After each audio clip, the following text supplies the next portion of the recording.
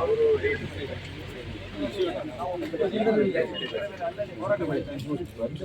ಮುಂದೆ ಕೂಡ ನಮಗೆ ಬೆಳೆ ವಿಮೆ ಕಂತು ಸರಿಯಾದ ರೀತಿಯಲ್ಲಿ ನಾವು ತಾಲೂಕು ಕಚೇರಿ ಡಿಸಿ ಕಚೇರಿಯಲ್ಲಿ ಕೂಡ ನಾವು ಆರ್ನಿಸಿ ಹೋರಾಟ ಮಾಡಲಿಕ್ಕೆ ತೀರ್ಮಾನ ಮಾಡಿದ್ದೇವೆ. ಯಾರೋ ತಪ್ಪಿಸಿದ ಅಧಿಕಾರಿಗಳಿದ್ದಾರೆ. ಈ ನಾವು ಚಂದ್ರಲೋಕಕ್ಕೆ ಹೋಗಿ ಈಗ ಸರ್ ಅವರು ಹೇಳಿದ್ರು, ಚಂದ್ರಲೋಕದಲ್ಲಿ ಏನು ಅಂತ ನೋಡಿಕೊಂಡು ಬರ್ತೇವೆ. ಆದರೆ ನಮ್ಮ ಊರಿನಲ್ಲಿ ಮಳೆ ಬೀಳುವ ಮಾಪನಗಳನ್ನು ತಯಾರು ಮಾಡಿದ್ರು ಕೂಡ ಯಾವುದೋ ಅಧಿಕಾರಿಗಳನ್ನು ಅದನ್ನು ನೋಡದೆ ನಮ್ಮ ರೈತರನ್ನು ಇವತ್ತು ಈ ರೀತಿಯ ಪರಿಸ್ಥಿತಿಗೆ ಬರಲಿಕ್ಕೆ ಕಾರಣ ಅಧಿಕಾರಿಗಳೇ ಹೇಳುವಂಥದ್ದನ್ನು ನಮ್ಮೆಲ್ಲ ವಿದ್ಯಾವಂತ ರೈತರು ಅರಿತುಕೊಂಡಿದ್ದಾರೆ. ಈ ನಿಟ್ಟಿನಲ್ಲಿ ಇನ್ನೂ ಹೋರಾಟ ಜೋರು ಆಗದಾಗೆ ಮಾಡುವಂಥ ಕೆಲಸ ನಿಮ್ಮದು. ಯಾವ ಮಾನದಂಡಗಳು ಅದನ್ನು ಕೂಡ ಮಾಹಿತಿ ಕೊಡಬೇಕು. ನಿಮ್ಮ ಇಲಾಖೆಯಲ್ಲಿ ಇದರ ಬಗ್ಗೆ ಏನು ಮಾಹಿತಿ ಇತ್ತು ಅದನ್ನು ನೀವು ಹೇಳಬೇಕು. ಸಮರ್ಪಕ ಮಾಹಿತಿ ಸಿಗದಿದ್ರೆ ನಾವು ಇಲ್ಲಿಂದ ಹೋಗುದು. ಅದಕ್ಕೆ ಯಾವ ಮಾನದಂಡ ಈಗ ನಮಗೆ ಗೊತ್ತಿದ್ದಾಗೆ ಒಂದಿಷ್ಟು ತಪ್ಪು ಮಾಹಿತಿ ಇರ್ಬೋದು, ಆದ್ರೆ ನಿಮಗೆ ಅಧಿಕೃತ ಮಾನದಂಡಗಳು ಮೊದಲನೇದಾಗಿ ತಹಸೀಲ್ದಾರರು ಜಿಲ್ಲಾಧಿಕಾರಿ ಕಚೇರಿ ಸಭೆಗೆ ಹೋಗಿದ್ದಾರೆ. ಸೊ ತಹಸೀಲ್ದಾರ ಉಪಸ್ಥಿತಿಯಲ್ಲಿ ಉಪ ತಹಸೀಲ್ದಾರ್ ಆಗಿ ನಾನು ಮನವಿ ತಗೊಳ್ತೇನೆ. ಸೊ ಈ ಮನವಿ ಬಗ್ಗೆ ಏನೇ ಮಾಹಿತಿ ಕೊಡೋದಿದ್ರು ನಾವು ತಹಸೀಲ್ದಾರ್ ಚರ್ಚೆ ಮಾಡಿ ನಮಗೆ ಮಾಹಿತಿ ಕೊಡ್ಬೋದು. ನಾನು ಹೇಳ್ತಾ ಇರೋದು ಇದು ಲೀಗಲ್ ಟೈಮ್. 10 ವರ್ಷದಿಂದ ನೀವು ಇದು ಇನ್ಶೂರೆನ್ಸ್ ಕಂಪನಿ ಕಾರಣ ಕೊಡ್ತಾ ಇದ್ದೀರಿ. ನೀವು ಸರ್ಕಾರ, 2 ಸರ್ಕಾರ, ರಾಜ್ಯ ಮತ್ತು ಕೇಂದ್ರ ಮತ್ತು ರೈತರು, ಇದರ ಬಗ್ಗೆ ಡೆಪ್ಟಿ ತಹಸೀಲ್ದಾರ್ಗೆ ತಮಗೆ ಮಾಹಿತಿ ಇಲ್ಲ ಅಂದ್ರೆ ಏನು? ಇದಕ್ಕಿಂತ ನಮ್ಮ ವಿಪರೀತ ನೀವು ರಾಜೀನಾಮೆ ಕೊಟ್ಟು ಮನೆಗೆ ಹೋಗ್ರಿ. ನೀವು ಯಾಕೆ ಇರ್ತೀರಾ ಇಲ್ಲಿ? ನೀವು ರೈತರು ಅಂತ ಹೇಳಿದ್ರೆ ನೀವು ಏನು ತಿಳ್ಕೊಂಡಿದ್ದೀರಿ? ರೈತರು ಅಂತ ಹೇಳಿದ್ರೆ ನಿಮ್ಮ ಕೂಲಿ ಆಳುಗಳಲ್ಲ, ನೀವು ನಮ್ಮ ಕೂಲಿ ಆಳುಗಳು, ನೆನ್ಪಿಟ್ಟುಕೊಳ್ಳಿ. ರೈತರು ಅಂತ ಹೇಳಿದ್ರೆ ನೀವು ಏನ್ ತಿಳ್ಕೊಂಡಿದ್ದೀರಿ? ನಿಮ್ಮ ಮೂಲಕ ನಾವು ಡಿಸಿ ಅವರಿಗೆ ಒಂದು ಪ್ರಶ್ನೆ ಮಾಡ್ತಾ ಇದ್ದೇವೆ. ಇವತ್ತು ನಾವು ಗನ್ ಲೈಸೆನ್ಸ್ ಅನ್ನು ರಿನ್ಯೂವಲ್ ಮಾಡ್ಲಿಕ್ಕೆ ಆನೆ ದಾಳಿ ಆಗ್ಬೇಕು ಅಥವಾ ಕಾಡು ಪ್ರಾಣಿಗಳ ದಾಳಿ ಆಗ್ಬೇಕು ಅಂತ ಹೇಳಿ ನೀವು ಹಳೆ ಸಿನಿಮಾಗಳಲ್ಲಿ ಎಲ್ಲ ಗಲಾಟೆ ಆದ ಮೇಲೆ ಪೊಲೀಸರು ಬಂದಾಗ ಆಗ್ಬೇಕೇನ್ರಿ ನಿಮ್ದು? ಅದ ನಮ್ಮ ಕೃಷಿ ತೋಟಗಳಿಗೆ ಕಾಡು ಪ್ರಾಣಿಗಳ ದಾಳಿ ಆದ ಮೇಲೆ ನೀವು ಕೊಡುವಂತಾದ್ರೆ ಇದು ಎಂತ ನ್ಯಾಯ ನಿಮ್ಮದು? ಎಚ್ಚರಿಕೆ. ನೀವು ಏನ್ ತಿಳ್ಕೊಂಡಿದ್ದೀರಿ? ದಕ್ಷಿಣ ಕನ್ನಡ ಜಿಲ್ಲೆ ಅಂತ ಹೇಳಿದ್ರೆ ನೀವೊಂದು ಪ್ರಯೋಗಶಾಲೆ ತಿಳ್ಕೊಂಡಿದ್ದೀರಾ ನೀವು? ಏನು ರೈತರಿಗೆ ಕೈ ಬಲ ನೆನ್ಕೊಂಡಿದ್ದೀರಾ ನೀವು? ನಿಮಗೆ ಇರಲ್ಲ ಅಂದ್ರೆ ನಾವು ಮತ್ತೆ ಇದಕ್ಕೆ ಯಾರು ಹೊಣೆ? ಈಗ ತಾಲೂಕಿನ ನಿಮಗೆ ಮಾಹಿತಿ ಇಲ್ಲದಿದ್ರೆ ಕೋಆರ್ಡಿನೇಟರ್ ಈ ಬೆಳೆ ವಿಮೆ ಕಟ್ಟಿಸುವಂತದ ಅಥವಾ ಅದನ್ನು ತಗೊಳ್ಳುವಂತದ, ಅದನ್ನು ಸಮಸ್ಯೆ ಆದಾಗ ಅದರ ಇದು ಮಾಡಿ ಅಷ್ಟೇ. ಸರಿ, ಈಗ ಪ್ರತಿಯೊಂದು ವಿಚಾರಗಳು ಒಂದೊಂದು ಇಲಾಖೆಗೆ ಹೋಗುತ್ತೆ, ಕೃಷಿ ಆನೆಗಳು ಒಂದು ಬೇರೆ ಹೋಗುತ್ತೆ. ಸೊ ಆ ರೀತಿ ಎಲ್ಲ ಒಂದು ಡಿಪಾರ್ಟ್ಮೆಂಟ್ ಕೋಆರ್ಡಿನೇಷನ್ ಇದಾದ್ರೆ ನಿಮಗೆ ಅಂಡರ್ ಅಲ್ಲಿ ಬರೋದೇ ಇಲ್ವಾ? ನಾವು ಬರಲ್ಲ ಅಂತ ಹೇಳ್ತೀವಿ. ನಿಮ್ಮ ಮನವಿ ತಗೊಂಡು ನಾವು ಪರಿಶೀಲನೆ ಮಾಡಿ ಇವತ್ತು ಹೋರಾಟ ಇದೆ ಅಂತ ಹೇಳಿ ಗೊತ್ತಿತ್ತು. ಇವತ್ತು ತಹಸೀಲ್ದಾರ್ ಬೇಕಿತ್ತಲ್ಲ ಇಲ್ಲಿ. ಪರಿಹಾರ ಈಗ ನಿಮಗೆ ಅದು ಮಾಡ್ಲಿಕ್ಕೆ ಈಗ ನಿಮ್ಮಿಂದ ಆಗುದಿಲ್ಲ ಅಂತ ಹೇಳಿದ್ರೆ ವಿದಿನ್ 2-3 days ಅಲ್ಲಿ ನಮ್ಮ ರೈತರುಗಳನ್ನು ಮುಖ್ಯಸ್ಥರುಗಳನ್ನ ಕರೀರಿ, ಎಲ್ಲವರನ್ನು ಕರಿಬೇಕಾಗಿಲ್ಲ. ಕರೆದು ತಹಸೀಲ್ದಾರ್ ನೇತೃತ್ವದಲ್ಲಿ ಮತ್ತೆ ಅಧಿಕಾರಿಗಳು ಯಾರು ಎದ್ದು ನಮಗೆ ಮೀಟಿಂಗ್ ಅನ್ನು ಮಾಡ್ತೀರಾ? ಎಷ್ಟು ದಿನ ಕೊಡ್ತೀರಾ? ಎಷ್ಟು ದಿನ ಹೇಳ್ತೀರಾ? ತೋಟಗಾರಿಕೆ ಇಲಾಖೆ ಎಷ್ಟು ದಿನ ಬೇಕು? ಅಲ್ಲ ಸರ್, ನಾವು 2-3 ದಿನ ಕಾಯ್ಲಿಕ್ಕಿಲ್ಲ ಸರ್. ಇವತ್ತು ದೂರವಾಣಿ ಇರೋದಂತೆ ದೂರವಾಣಿ ಇಲ್ಲ ದೂರವಾಣಿ ಮಾಡ್ಲಿ, ದೂರವಾಣಿ ತೆಗಿಲಿ. ಡಿಟಿ ಫೋನ್ ಮಾಡಿದ ತಹಸೀಲ್ದಾರ್ ದೂರವಾಣಿ ತೆಗಿಬೇಕಲ್ವಾ? ನೀವು ದೂರವಾಣಿ ಮೂಲಕ ಕಾಂಟ್ಯಾಕ್ಟ್ ಮಾಡಿ, ನೀವು ಲೌಡ್ ಸ್ಪೀಕರ್ ಹಾಕಿ ಇದೇ ಮಾತಾಡಿ. ಕಾಯ್ಲಿಕ್ಕೆ ಯಾಕೆ ನಾವು ಕಾಯೋದು? ನಿಮ್ಮ ಈ ಮಾತನ್ನೇ ನಾಡಿದವರ ಹತ್ರ 2 ದಿನ ಸರ್ ನಾವು ಎಷ್ಟು ಕಾಯುದು ಸರ್? ಕಾಯ್ಲಿಕ್ಕೆ ಇಲ್ಲ ಅಂತ ನಾವು ಕಾದು ಸೋತದೀಗ ಸರ್. 1 minute sir. ಯಾಕ ನವೆಂಬರ್ ಅಲ್ಲಿ ಬೆಳೆ ವಿಮೆ ಬರ್ಬೇಕಾಗಿತ್ತಾನೆ? ಇದು ಯಾವ ತಿಂಗಳು? ಡಿಸೆಂಬರ್ ತಿಂಗಳು. 1 ತಿಂಗಳು ನಾವು ಕಾದಿದ್ದೇವೆ. ನಾವು ತಕೊಂಡ ಸಾಲಕ್ಕೆ ತಗೊಂಡ ಉತ್ತರ ಯಾರು ಕೊಡುದು? ತಹಸೀಲ್ದಾರ್ ಕೊಡ್ತಾರ? ಅಲ್ಲ, ಅವರು ತಹಸೀಲ್ದಾರ್ ಫೋನ್ ಹಾಕಿ, ಇಲ್ಲ ಡಿಸಿ ಫೋನ್ ಹಾಕಿ, ನಮಗೆ ಮಾಹಿತಿ ಬೇಕು ಈಗ. ಸರ್ ನಾನು ಸರ್ 1 ಮಿನಿಟ್ ಕಿಶೋರಣ್ಣ ಡಿಟಿ ಅವರು ಫೋನ್ ಮಾಡಿದ್ರೆ ತಹಸೀಲ್ದಾರ್ ಎತ್ತಬೇಕಾ ಬೇಡವಾ? ಈಗಲೇ ಫೋನ್ ಮಾಡ್ಲಿ. ಮತ್ತೆ ಏನಕ್ಕಿರೋದು ಈ ದೂರವಾಣಿ ಮೊಬೈಲ್? ಏನಕ್ಕಿರೋದು ನಮಗೆ? ತಂತ್ರಜ್ಞಾನ ಏನಕ್ಕಿರೋದು? ಉಪಯೋಗ ಮಾಡಿಕೊಳ್ಳಿ. ಗಲಾಟೆ ಆದ್ರೆ ಕೂಡಲೇ ಮೆಸೇಜ್ ಹೋಗ್ತದೆ ಸರ್. ಈಗ 2 ಕಲ್ಲು ಬೀಳಿ, ಈಗ ಡಿಸಿ ಮೆಸೇಜ್ ಹೋಗ್ತದೆ, ಎಲ್ಲ ಬರ್ತದೆ. ಮಾಹಿತಿ ಕೊಡ್ಲಿ, ಅವ್ರು ಏನಾಗಿದೆ ಇದ್ರ ಕತೆ ಮಾಹಿತಿ ಕೊಡ್ಲಿ. ಲೌಡ್ ಸ್ಪೀಕರ್ ಹಾಕಿ ಸರ್. ಮತ್ತೆ ಏನಕ್ಕೆ ಇರೋದು ಮೊಬೈಲ್ ಲೌಡ್ ಸ್ಪೀಕರ್?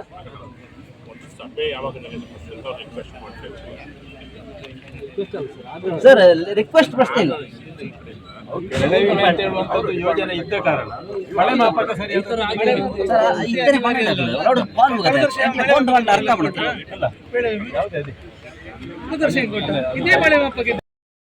ನೋಡಿ, ಇದು ಸಮಸ್ಯೆ ಆಗಿದೆ, ರೈತರಿಗೆ ಇದು ಸಮಸ್ಯೆ ಆಗಿದೆ ಅಂತ ನೀವು ಮಾಡಬೇಕಾದ್ರು. ನೀವು ಬಾಯಿ ಮುಚ್ಚಿ ಕೂತ್ಕೊಂಡು ನಿಮ್ಮ ಸಂಬಳ ತಿಂದುಕೊಂಡು ಈಗ ನೀವು ಮನವಿ ಕೊಟ್ಟಿದ್ದೀರಿ, ಇನ್ನು ನಾವು ಪರಿಶೀಲನೆ ಮಾಡ್ತೇವೆ. ನಿಮ್ಮ ಪರಿಶೀಲನೆ ಯಾವಾಗ ಮಾಡೋದು ನೀವು? ಯಾವಾಗ ಮಾಡ್ತೀರಿ ಹೇಳಿ?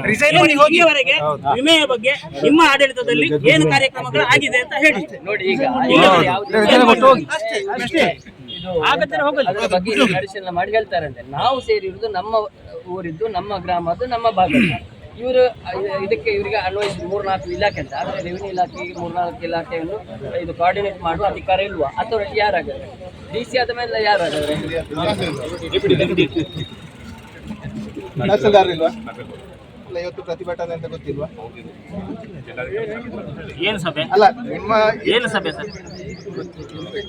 ಏನು ಸಭೆ? ಇನ್ನೊಂದು ಕಾನೂನು ಬರ್ತದೆ ಅಷ್ಟೇ. ಯಾವ ಸಭೆ? ಯಾವ ವಿಷಯದ ಬಗ್ಗೆ? ಈಗ ನಿಮಗೆ ರೈತರು ಇಂಪಾರ್ಟೆಂಟಾ ವಕ್ಫ್ ಇಂಪಾರ್ಟೆಂಟ್? ನಿಮ್ಮ ಆಡಳಿತಕ್ಕೆ ವಕ್ಫ್ ಇಂಪಾರ್ಟೆಂಟ್, ರೈತರು ಇಂಪಾರ್ಟೆಂಟ್? ಇವತ್ತು ಈಗ 1 ಗಂಟೆ ಒಳಗಡೆ ಬರ್ಲಿಲ್ಲ ನಾವು ಇವತ್ತು ಅವರಲ್ಲಿ ಮೀಟಿಂಗ್ ಮುಗಿಸಿ ಇಲ್ಲಿ ಬರ್ಲಿ ಹೇಳಿ ಅವರಿಗೆ. ಸರ್, ಮುಂದಿನ ದಿನಗಳಲ್ಲಿ ಅಸಹಕಾರ ಚಳವಳಿ ಮಾಡ್ತೇವೆ ನಾವು, ನೆನ್ಪಿಟ್ಟುಕೊಳ್ಳಿ. ಇದು ಪಕ್ಷಾತೀತವಾಗಿ ಆಗುವಂತ ಕಾರ್ಯಕ್ರಮ ಇದು. ಗ್ರಾಮ ಪಂಚಾಯತ್ ಮೆಂಬರ್ ಇಂದ ಹಿಡಿದು ಯಾರು MLA ವರೆಗೆ ರಾಜೀನಾಮೆ ಕೊಡಿಸಿ ನಿಮ್ಮ ಇಲ್ಲಿ ಕೂತ್ಕೊಳ್ತೇವೆ ನಾವು, ಬಿಡುದಿಲ್ಲ ಇದನ್ನ ಅಷ್ಟು ಸುಲಭದಲ್ಲಿ. ರೈತರ ಎಲ್ಲ ಸಮಸ್ಯೆಗಳು ಪರಿಹಾರಬೇಕು. ನಾವು ತಾತ್ಸಾರ ಯಾಕೆ ಅಂತ ಹೇಳಿದ್ರೆ, ನಾವು ಪ್ರತಿಭಟನೆ ಮಾಡುದು ಎಷ್ಟು ಅಂತ ಹೇಳಿದ್ರೆ ಅರ್ಧ ಗಂಟೆಯಿಂದ 1 ಗಂಟೆ ಇವರಿಗೆ ನಾವು ಮನವಿ ಕೊಡುದು, ಅದು ಸುಮ್ಮನೆ ಆಗ್ತಾ ಇದೆ. ಇವತ್ತು ಪ್ರತಿಭಟನೆಗಳು ನಾವು ಮೊದಲು ಮಾಡ್ತಿದ್ದ ಹಾಗೆ ಆಗ್ಬೇಕು. ಇವತ್ತು ಪ್ರತಿಭಟನೆ ಮಾಡುವ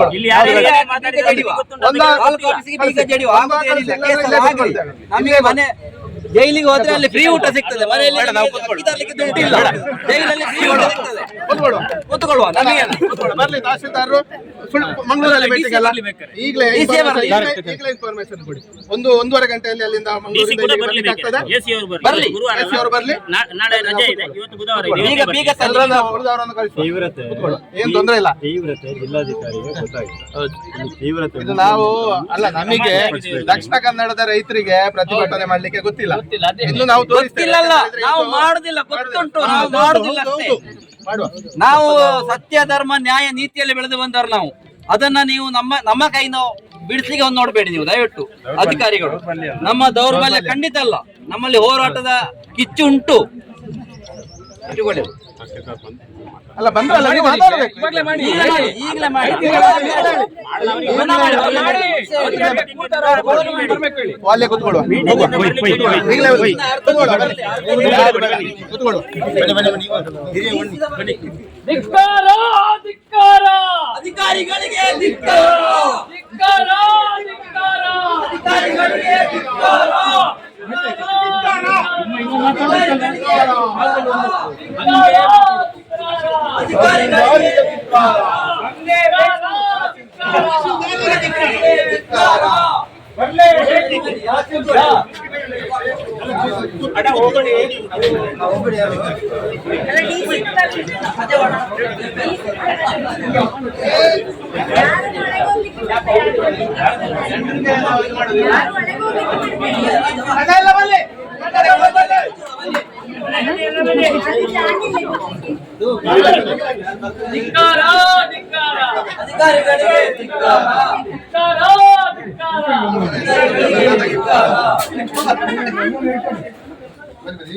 ಬೇಕೇ ಬೇಕು ನ್ಯಾಯ ಬೇಕು, ಬೇಕೇ ಬೇಕು ನ್ಯಾಯ ಬೇಕು, ಬೇಕೇ ಬೇಕು ನ್ಯಾಯ ಬೇಕು.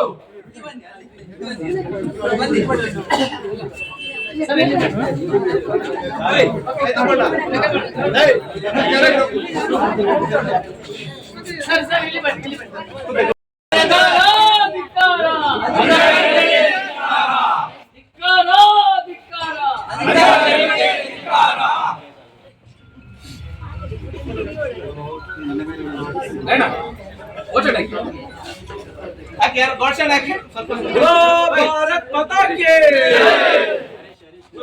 ಭಾರತ್ ಮಾತಾ ಕಿ.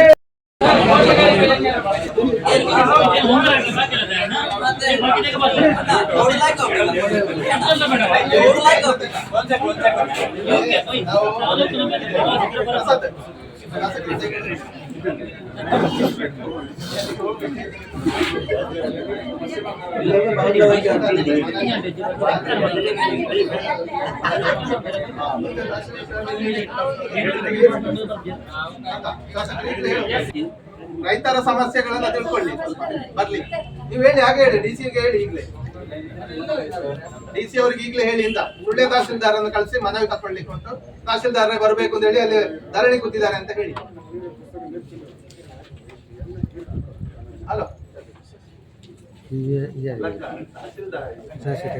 ಡಿ ಸಿ ಅವರಿಗೆ ಹೇಳಿ ಈಗೀಗ ಸುಳ್ಯದಲ್ಲಿ ಬೆಳೆ ವಿಮೆಯ ಬಗ್ಗೆ ಸಮಸ್ಯೆ ಬಗ್ಗೆ ಧರಣಿ ಕೂತಿದ್ದಾರೆ. ಆದ್ರೆ ಇಲ್ಲಿಯ ಕೂತ ಪ್ರತಿಭಟನೆ ಮೇಲಿನವರಿಗೂ ಆಗಬೇಕು ಅಂತ ಹೇಳುವ ಹಿನ್ನೆಲೆಯಿಂದ ನಾವು ಇವತ್ತು ತಹಸೀಲ್ದಾರ್ ಬಂದ್ರೆ ಪರಿಹಾರ ಇಲ್ಲಿ ಆಗುದಿಲ್ಲ. ಸಂಬಂಧಪಟ್ಟ ಡಿ ಸಿ ಅವರು, ಡಿ ಅವರು ಅವರೆಲ್ಲ ಇದು ಮಾಡಿ ಸರ್ಕಾರಕ್ಕೆ ಸರಿಯಾದ ರಿಪೋರ್ಟ್ ಇಲ್ಲಿಯ ಬಿಸಿ ತಟ್ಟಿದ್ರೆ ಮಾತ್ರ ಇದಾಗುವಂಥದ್ದು. ನಿಮ್ಮಿಂದ ಕ್ಲಿಯರ್ ಆಗ್ತದೆ. ನಾವು ನಿಮಗೆ ಈಗ ಏನಾದ್ರು ಹೇಳಿರ್ಬೋದು, ಹಾಗೆ ಅಂತ ಹೇಳಿ ನಿಮ್ಮಿಂದ ಇದನ್ನು ಕ್ಲಿಯರ್ ಮಾಡ್ಲಿಕ್ಕೆ ಆಗುದಿಲ್ಲ. ನಮಗೆ ಗೊತ್ತುಂಟು ಪರಿಸ್ಥಿತಿ ನಿಮ್ಮದು ಹೇಗೆ ಅಂತ ನಮಗೆ ಗೊತ್ತುಂಟು. ಹಾಗೆ ಅಂತ ಹೇಳಿ ಇನ್ಶೂರೆನ್ಸ್ ಕಂಪನಿಯವರು, ಸಂಬಂಧಪಟ್ಟ ಡಿ ಸಿ, ವಿಪತ್ತು ಪರಿಹಾರ ಸಂಸ್ಥೆ ಇವರೆಲ್ಲರೂ ಸೇರಿ ಒಂದು ಜಿಲ್ಲೆಯಲ್ಲಿ ಮಂಗಳೂರಲ್ಲಿ ಸಭೆ ಆಗ್ತದ. ಸಭೆಯಾಗಿ ಸಂಬಂಧಪಟ್ಟ ಶಾಸಕರುಗಳು, ಉಸ್ತುವಾರಿ ಸಚಿವರು, ವಿಧಾನಸಭಾ ಅಧ್ಯಕ್ಷರು ಎಲ್ಲರೂ ಇದ್ರೆ ಮಾತ್ರ ಇದು ಪರಿಹಾರ ಆಗ್ತದೆ. ಲೋಕಸಭಾ ಸದಸ್ಯರು ಇದ್ರೆ ಮಾತ್ರ ಸರಿ ಆಗ್ತದೆ. ಇದು ನಾವು ರೈತರು ಈಗ ಇರುವಂತ ಇಷ್ಟನ್ನೇ ಹೇಳ್ಬೋದು, ನಮಗೆ ಹೆಚ್ಚು ಮಾಡ್ಲಿಕ್ಕೆ ಆಗುದಿಲ್ಲ. ಬಟ್ ಇದು ಸರ್ಕಾರಕ್ಕೆ ತಾಗಬೇಕು ಅಂತ ಹೇಳಿದ್ರೆ ಜಿಲ್ಲೆಯಲ್ಲಿ ಒಂದು ಸಭೆ ಆಗ್ಬೇಕು. ನೀವು ಇಲ್ಲಿ ಸಭೆ ಕರೆದು ಏನಾಗುದಿಲ್ಲ, ನಾನು ಅದನ್ನು ಒಪ್ಪಿಕೊಳ್ತೇನೆ. ಇಲ್ಲಿ ನಾವು ಅಷ್ಟೇ ಆಗುವಂಥದ್ದು, ಏನಾಗುದಿಲ್ಲ, ಇಲ್ಲಿ ಏನಾಗುದಿಲ್ಲ. ಆದ್ರೆ ಬಿಸಿ ತಟ್ಟಿದ್ರೆ ಮಾತ್ರ ಅಲ್ಲಿ ಸಭೆ ಆಗ್ತದೆ. ನಾನು ಹೇಳ್ತೇನೆ, ಪೇ ಔಟ್ ಆಗಿ ಎಷ್ಟು ಸಮಯ ಆಯ್ತು? 20 ದಿವಸದಿಂದ ಹೆಚ್ಚಾಯ್ತು. ಎಷ್ಟು 20 ದಿವಸದಿಂದ ವಿಧಾನಸಭೆಯಲ್ಲಿ ಅಧಿವೇಶನದಲ್ಲಿ ಎಲ್ಲಾ ಶಾಸಕರು ಮಾತಾಡಿದ್ರು. ಅರೆ ಏನು ಅದನ್ನ ಇಷ್ಟರವರೆಗೆ ಅದರ ಬಗ್ಗೆ ಒಂದು ಅವ್ರಿಗೆ ಯಾರಿಗೂ ಬಿಸಿ ತಾಗಲಿಲ್ಲ ಅಂತ ಹೇಳಿದ್ರೆ ಮತ್ತೆ ನಾವು ಇವತ್ತು ನಾವು ಎಂಕಪಣ್ಣ ಪಾಪ ಅವರು ಮುಗಿಸುವ ಅಂತ ಹೇಳುವಂಥದ್ದು. ಆದ್ರೆ ನಾವು ಮುಗಿಸುವಂತದ್ದಲ್ಲ, ಅವರು ಪಾಪ ಮುಗಿಲಿ ಅಂತ ಹೇಳುವಂಥದ್ದು. ಹಾಗೆ ಹೇಳಿ ನಾವು ಸ್ವಲ್ಪ ಕೂತ್ಕೊಳ್ತೇವೆ, ನಮಗೆ ತೊಂದರೆ ಇಲ್ಲ. ಇವತ್ತಿನ ದಿನ ನನ್ನ ಸಲಹೆ ಬೇರೆ ಇದೆ. ಈಗ ನೀವು ಹೇಳಿದ್ರಿ ನಾವು ಜಿಲ್ಲಾ ಮಟ್ಟ, ನಮ್ಮದು ಲಾಸ್ಟ್ ಹಂತಕ್ಕೆ ಮುಟ್ಟಬೇಕಾದ್ರೆ ಜಿಲ್ಲಾ ಹಂತಕ್ಕೆ ಅವರೆಲ್ಲ ಏನು ನಿಮ್ಮ ವಿಪತ್ತು ಪರಿಹಾರ ಅವರು ಯಾರು ಕೊಟ್ಟಿದ್ದಾರೆ ಅವರನ್ನು ಕೂರಿಸಿಕೊಂಡೇ ಮಾಡಬೇಕು. ಹಾಗಂತ ನಾವಿಲ್ಲಿ ಮಾಡಿದ್ದು ಈ ಮಟ್ಟದಲ್ಲಿ ಯಾವುದಕ್ಕೆ ತಾಲೂಕು ಮಟ್ಟದಲ್ಲಿ ಸಂಪೂರ್ಣವಾಗಿರತಕ್ಕಂಥ ಮಾಹಿತಿಗಳನ್ನು ಕೊಟ್ಟು ಹಂತವಾಗಿ ನಾವು ಹೋಗ್ಬೇಕಾಗುತ್ತೆ. ಹಾಗಾಗಿ ನಾನು ಹೇಳುವಂಥದ್ದು, ಅವರು ನೀವು ಸೋಮವಾರ ಇಮಿಡಿಯೇಟ್ ಮಾಡಿ. ಯಾಕಂದ್ರೆ ಇವರಿಗೆ ಇಷ್ಟೆಲ್ಲ ಸೇರಿದ್ದಾರೆ, ಇನ್ನು ಬಂದು ತಹಸೀಲ್ದಾರ್ ಕೊಟ್ಟರೆ ಮಾಹಿತಿ ಇಷ್ಟೇ ಮಾಹಿತಿ ಕೊಡೋದು, ಇದಕ್ಕಿಂತ ಜಾಸ್ತಿ ಮಾಹಿತಿ ಅವರು ಕೊಡುವುದಿಲ್ಲ. ಇದಕ್ಕಿಂತ ನಾವು ನಮ್ಮನ್ನು ಕೂರಿಸಿಕೊಂಡು ಸರಿಯಾದ ಎಲ್ಲ ಮಾಹಿತಿಗಳನ್ನ ಕಲೆ ಹಾಕಿ ಅದನ್ನು ನೀವು ಕೊಡಲೇಬೇಕು. ಕೊಡದೆ ಹೋದ್ರೆ ದೊಡ್ಡ ಮಟ್ಟದ ಹೋರಾಟಗಳಲ್ಲಿ ಮಾಡ್ಲಿಕ್ಕೆ ನಾವು ತಯಾರು, ಅದೇ ಪ್ರಶ್ನೆಗಳೇ ಏನಿಲ್ಲ. ಅದು ಮಾತ್ರ ಜಿಲ್ಲಾ ಮಟ್ಟಕ್ಕೆ ಮತ್ತೆ ಹೋಗುವಂತ ಈಗ ಹೇಳುದು ಅಂತ ಹೇಳಿದ್ರೆ ಇವತ್ತು 24, ನಾಳೆ ಕ್ರಿಸ್ಮಸ್, ನಾಡಿದ್ದು ಒಂದು ದಿವಸ ಇದು ಇದ್ರೆ 27 ವಾಪಸ್ ಸೆಕೆಂಡ್ ಸ್ಯಾಟರ್ಡೆ ಎಲ್ಲರೂ ಊರಿಗೆ ಹೋಗುವರು. ಇವತ್ತು ಸಂಜೆ ಎಲ್ಲರೂ ಊರಿಗೆ ಹೋಗುವರು. ಒಂದು ಊರಿಗೆ ಹೋಗುವರು, ಯಾರಿಗೂ ಪುರ್ಸೋತಿಲ್ಲ ಅವರಿಗೆ. ನಮ್ಮ ರೈತರ ಬಗ್ಗೆ ಕಾಳಜಿ ಇಲ್ಲ ಅವರಿಗೆ. ಎಲ್ಲರೂ ಊರಿಗೆ ಹೋಗ್ಲಿಕ್ಕೆ ಮತ್ತೆ ಇನ್ನೊಂದು ಮಾತಕ್ಕೆ ನೋಡುವ, ಊರಿಗೆ ಹೋಗ್ಲಿಕ್ಕೆ ನಾವು ರಜೆ ರದ್ದು ಮಾಡ್ಲಿ ನಿಲ್ಲಿ. ನಮಗೆ ಪರಿಹಾರ ಬೇಕು. ಒಂದು ಸೆಕೆಂಡ್ ಸ್ಯಾಟರ್ಡೆ, ಫೋರ್ತ್ ಸ್ಯಾಟರ್ಡೆ ಪರಿಹಾರಕ್ಕೆ ವೇಗ ಬೇಕು. ಪರಿಹಾರಕ್ಕೆ ವೇಗ ಬೇಕು. ಪರಿಹಾರ ಆದ್ರೆ ಪರಿಹಾರಕ್ಕೆ ವೇಗ ಬೇಕು. ಇಲ್ಲ ಅಂತ ಹೇಳಿದ್ರೆ ಏನು ಪ್ರಯೋಜನ ಇಲ್ಲ. ತಂತ್ರಜ್ಞಾನ ಎಂತದಕ್ಕೆ ಅಲ್ಲ, ಒಂದು ವಿಷಯ ಏನಂದ್ರೆ ಈಗಾಗಲೇ ಅವರು ಪೊಲೀಸ್ ಇಲಾಖೆಗೆ ರೈತರ ಬಗ್ಗೆ ಕಾನೂನು ಕ್ರಮ ಕೈಗೊಳ್ಳಿ ಅಂತ ತಹಸೀಲ್ದಾರಿಗೆ ಫೋನ್ ಅಲ್ಲಿ ಮಾತಾಡ್ಲಿಕ್ಕೆ ಆಗ್ತದೆ. ಅಂದ್ರೆ ನಮ್ಮಲ್ಲಿ ಪಕ್ಷಾತೀತವಾಗಿ ಒಬ್ಬರು ಪ್ರಖ್ಯಾತ ಹಿರಿಯ ನ್ಯಾಯವಾದಿ ವಕೀಲರು ಇದ್ದಾರೆ, ಹೋರಾಟಗಾರರಿದ್ದಾರೆ, ಜನಪ್ರತಿನಿಧಿಗಳಿದ್ದಾರೆ. ಇವರಲ್ಲಿ ಮಾತಾಡುವಂತ ಸೌಜನ್ಯ ಇಲ್ಲದ ತಹಸೀಲ್ದಾರರನ್ನು ನಾವು ಏನು ಅಂತ ಕರಿಬೇಕ್ರಿ? ಅವರನ್ನು ಇವ್ರು ಏನು ತಿಳ್ಕೊಂಡಿದ್ದಾರೆ? ದಕ್ಷಿಣ ಕನ್ನಡ ಜಿಲ್ಲೆಯ ರೈತರಂದ್ರೆ ನಿಮ್ಮ ಕೈಯಾಳುಗಳ ಕೂಲಿ ಕೆಲಸದವರ, ನಮ್ಮ ಕೂಲಿ ಕೆಲಸದವರು ತಹಸೀಲ್ದಾರ್. ಯಾಕೆಂದ್ರೆ ಟ್ಯಾಕ್ಸಿನ ದುಡ್ಡಲ್ಲಿ ಅವ್ರು ಬರ್ತಿದ್ವರ್ರೆ. ಅವ್ರು ಯಾರು ಕೇಸ್ ಹಾಕ್ಲಿಕ್ಕೆ ಹೇಳಿದ್ರು? ಅವರು ಇದ್ರ ಹೋರಾಟಗಾರರಿಗೆ, ಜನಪ್ರತಿನಿಧಿಗಳಿಗೆ ನ್ಯಾಯವಾದಿದ್ದಾರೆ.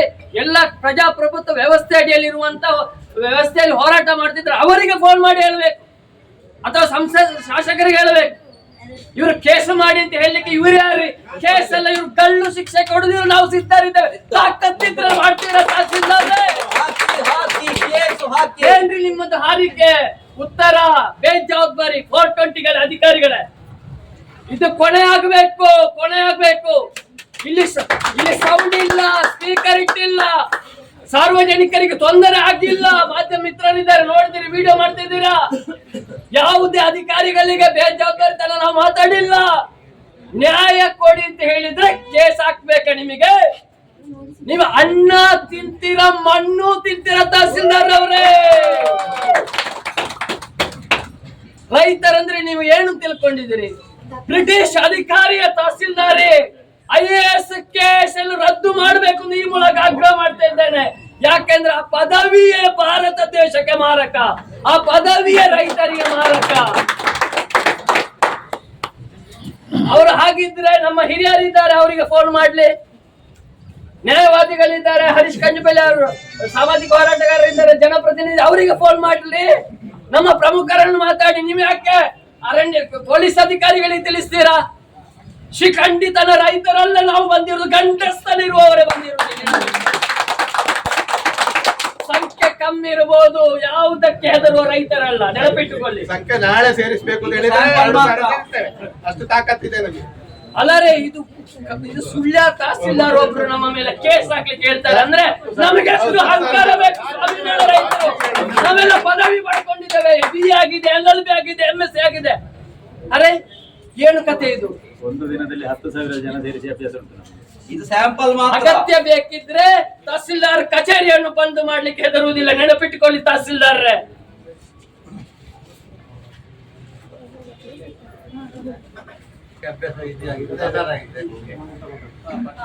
ಅಧಿಕಾರಿಗೆ ನಮ್ಮ ಮೇಲೆ ಕೇಸ್ ಮಾಡ್ತೇವೆ ಅಂತ ಹೇಳಿದ್ದಕ್ಕೆ ನಾವು ಬಿಡು. ಈಗ ಅವರು ಇಲ್ಲ ಹೇಳಲಿಲ್ಲ, ಸುಳ್ಳು ಮಾಹಿತಿ ನಿಮಗೆ ಬಂದಿರುವುದು ಅಂತ ಹೇಳಿದ ಕಾರಣ ಈಗ ಅವರ ಆನ್ಲೈನ್ ಮೊಬೈಲ್ ನ ಮೀಟಿಂಗ್ಗೆ ನಾವು ಒಪ್ಪಿಕೊಂಡಿದ್ದೇವೆ. ಏನು ಮುಂದಿನ ಸ್ಟೆಪ್ ಅಂತ ಹೇಳಿ ನಮ್ಮ ಇಲ್ಲಿಯ ಹಿರಿಯರಾದ ಸಂತೋಷ್ ಅಣ್ಣ, ವೆಂಕಪ್ಪಗೌಡರು, ಹರೀಶ್ ಅಣ್ಣ 3 ಜನ ಈಗ ಡಿಸೈಡ್ ಮಾಡಿ ಹೇಳ್ತಾರೆ. ಅದಕ್ಕೆ ನಾವು ಬದ್ಧರಾಗಿರ್ಬೇಕು ಅಂತ ನಮ್ಮ ಯಾವುದೇ ಕಾರಣಕ್ಕೆ ರೈತರಿಗೆ ಕೇಸ್ ಮಾಡುದಿದ್ರೆ ಇನ್ನು ಮುಂದಿನ ಯಾವುದೇ ಅಧಿಕಾರಿಗಳು, ರೆವಿನ್ಯೂ ಇರ್ಬೋದು, ತೋಟಗಾರಿಕೆ ಯಾವುದೇ ಇಲಾಖೆ ಇರ್ಬೋದು, ಪ್ರತಿಭಟನೆಗೆ ಕೇಸ್ ಮಾಡುದಿದ್ರೆ ಮಲೆನಾಡು ಜನಹಿತ ರಕ್ಷಣಾ ವೇದಿಕೆ ಮತ್ತೆ ಇಲ್ಲಿರುವುದು ಎಲ್ಲ ಪ್ರಮುಖರು ಯಾವತ್ತಿಗೂ ರೈತರ ಜೊತೆ ನಿಂತು ಕೇಸ್ ಹಾಕಿಸಿ ಅವರು ಯಾವ ಶಿಕ್ಷೆ ಕೊಡುವುದಕ್ಕೂ ನಾವು ಸಿದ್ಧರಿದ್ದೇವೆ ಅಂತ